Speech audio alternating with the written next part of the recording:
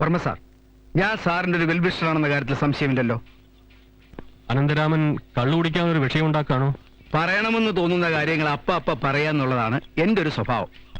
സ്വഭാവത്തിൽ മാറ്റം വരുത്തണ്ട, പറഞ്ഞോളൂ. ഒന്ന് കല്യാണം കഴിച്ചാലോ? കഴിക്കുന്നോണ്ട് കുഴപ്പമൊന്നുമില്ല. പക്ഷെ ബോംബെയിലെ ഭാര്യ മിസസ് നയന അനന്തരാമനെ എന്ത് ചെയ്യും? എന്റെ കാര്യമല്ല പറഞ്ഞത്, സാറിന്റെ കാര്യ. ഞായറാഴ്ച ആയതുകൊണ്ടാണോ ഡൊമസ്റ്റിക് വിഷയങ്ങളിലേക്ക് കിടക്കുന്നത്? സീരിയസ് ആയിട്ട് പറയാ, ഒരു മാരേജ് പ്രപ്പോസൽ. ഒരു കാൽക്കുലേഷനും ഇല്ലാതെ ഏതെങ്കിലും ഒരു പ്രപ്പോസൽ ഞാൻ ഇതുവരെ സാറിന് ഉപയോഗിച്ചിട്ടുണ്ടോ? കേൾക്കട്ടെ, ഏതാ കുട്ടി? സുദർശന. യെസ്. ഏയ് താനിത് അതൊന്നും ശരിയല്ല. ഇക്കാര്യത്തിൽ മറ്റു നിർബന്ധങ്ങളൊന്നും ഇല്ലെങ്കിൽ ശരിയാവണം. അവർക്കും നമ്മുടെ പത്രത്തിൽ ഷെയർ ഉള്ളതാണല്ലോ. അത് അന്യാധീനപ്പെട്ടു പോകേണ്ട കാര്യമില്ലല്ലോ. അത് ശരിയാവില്ല. അതെന്താ സാർ അങ്ങനെ പറയുന്നത്? അവൾക്ക് എന്നോട് അങ്ങനെ ഒരു താല്പര്യം ഉണ്ടാവാൻ വഴിയില്ല. അനിയനുമായിട്ടുള്ള അടുപ്പം കൊണ്ടല്ലേ? അതുകൊണ്ട് തന്നെയാ ഞാൻ ഈ പ്രൊപ്പോസൽ വെച്ചത്. വർമ്മ സാർ ഒന്നും മനസ്സിലാക്കണം. 2 സഹോദരന്മാരുള്ള എഴുത്തുവര വീട്ടിൽ 2 പേർക്കും ഒരുപോലെ അവകാശപ്പെട്ട ഒരു പത്രവും ഒരു മുറപ്പെണ്ണും, രണ്ടും ഒരാളുടെ കയ്യിൽ തന്നെ നിൽക്കണം.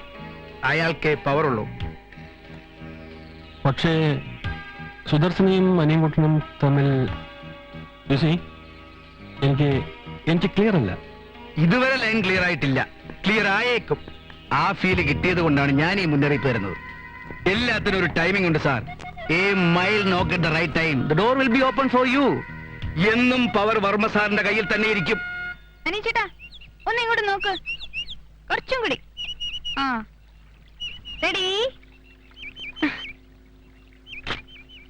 ബെസ്റ്റ്. സുധു, ഞാൻ ഈ അഗ്നിദേവനെ പറ്റി വായിച്ചു. അപ്പൊ അതിലെ സുദർശന നല്ല പത്തര മാറ്റുള്ള തങ്ക കട്ടി പോലുള്ള സുദർശന, പുരാണങ്ങളിലെ കിരീടവും നെറ്റിപ്പട്ടവും ഒക്കെ ഉള്ള സുദർശന. നീയല്ല, നിന്റെ തലയില് കിരീടം വെച്ച കാലിപ്പെട്ടിയുടെ മുകളിൽ സൂട്ട് കേസ് വെച്ച പോലെ ഇരിക്കും. അപ്പൊ ഈ സുദർശനയുടെ കാമുകനായിരുന്നു അഗ്നിദേവൻ. അപ്പൊ ഡ്യൂപ്ലിക്കേറ്റ് സുദർശനായ നിനക്കും വേണമെങ്കിൽ ഒരു കാമുകനാകാമല്ലോ എന്ന് ഞാൻ ആലോചിച്ചോണ്ടിരിക്കായിരുന്നു. അയ്യടാ, കാമുകനും പ്രേമവും ഐ ലവ് യു എന്നും എനിക്കിതൊന്നും ഇഷ്ടല്ല. ഓഹോ, പിന്നെ നീ നിന്റെ സങ്കല്പത്തിലെ ഭർത്താവ് എണ്ണക്കറുപ്പനാണെന്നോ അവന്റെ തലവഴി എണ്ണ ഒഴിച്ച് കുളിപ്പിക്കണം എന്നൊക്കെ വലിയ വാചം അടിക്കുന്നതായിട്ടല്ലോ പെമ്പിളാടുത്ത് ഇന്നലെ. അത് വാചകടി, ചർച്ചയല്ലേ? ഉയ്യോ, ചർച്ചയുടെ കാര്യം പറഞ്ഞപ്പോഴാ ഞാൻ ഓർത്തത്.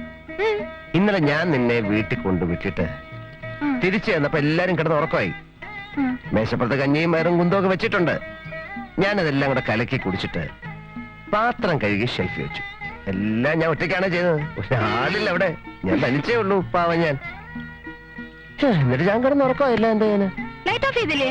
അതായി പറഞ്ഞു വരുന്നത്. ലൈറ്റ് ഓഫ് ചെയ്തപ്പോഴാ പ്രശ്നം. കണ്ണടച്ചു കാണും. ഇല്ല, കണ്ണടച്ചു പോലും കാണത്തില്ലെന്നാ തോന്നുന്നത്. ചുമ്മാ ഓരോരുത്തർ ഇങ്ങോട്ട് കയറി ചോദിക്കല്ലേ, ഇയാൾ എന്താ ഇങ്ങനെ ചുമ്മാ കിടന്നുറങ്ങിയാ മതിയോ? പ്രേമിക്കൊന്നും വേണ്ടായോ? അനിയൻ കുട്ടാ പ്രേമിക്കണ്ടേ, അനിയൻ ചേട്ടാ പ്രേമിക്കണ്ടേ എന്ന് പറഞ്ഞ വലിയ ബഹളം. എന്താ ഇങ്ങനെ? അറിയില്ലേ? ഇതിനു മുമ്പ് എനിക്കിങ്ങനെ ഉണ്ടായിട്ടേ ഇല്ല. മാറ്റിയെടുക്കണമല്ലോ. അതിനിപ്പോ എന്താ ഒരു വഴി? പെണ്ണ് കെട്ടണം. എനിക്ക് ചെറിയൊരു പ്രോബ്ലം ഉണ്ട്.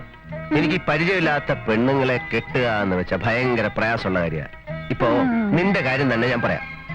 നീ ഇപ്പൊ നമ്മുടെ അടുത്ത വീട്ടിലെ ആനക്കാരന്റെ മോളോ, തയ്യൽ ടീച്ചറോ, അല്ലെങ്കിൽ ടൈപ്പോ, ഇനി പാരലൽ കോളേജ് തോറ്റ് കിടക്കുന്ന പെണ്ണാണെങ്കിൽ പോലും മുടിഞ്ഞു പോട്ടെ എന്ന് പറഞ്ഞ് ഞാൻ കയറി കെട്ടിയനെ. അടുത്തറിയാമല്ലോ. അനിയൻ ചേട്ടൻ ഇപ്പൊ തന്നെ കെട്ടണമെങ്കിൽ ഞാൻ നല്ലൊരു പെൺകുട്ടി അന്വേഷിച്ച് മുത്തശ്ശിയുമായി വിശദമായ ഒരു ചർച്ച നടത്തി തീരുമാനം അറിയിക്കാം. വേണ്ട, നിന്റെ ചർച്ച വെറും വാചകമടി ആയതുകൊണ്ട് മുത്തശ്ശിയുമായി ഞാൻ വിശദമായ ഒരു ചർച്ച നടത്തി വളരെ സ്ട്രോങ് ആയ ഒരു തീരുമാനം നിന്നെ അറിയിക്കാം. അതുവരെ ഞാൻ ലൈറ്റ് ഓഫ് ചെയ്ത് കിടന്നോളാം. നീ കണ്ണടച്ചു കിടന്നോ. കേറ്. എന്നാ നിന്നെ സ്വനഗ്രാഹി.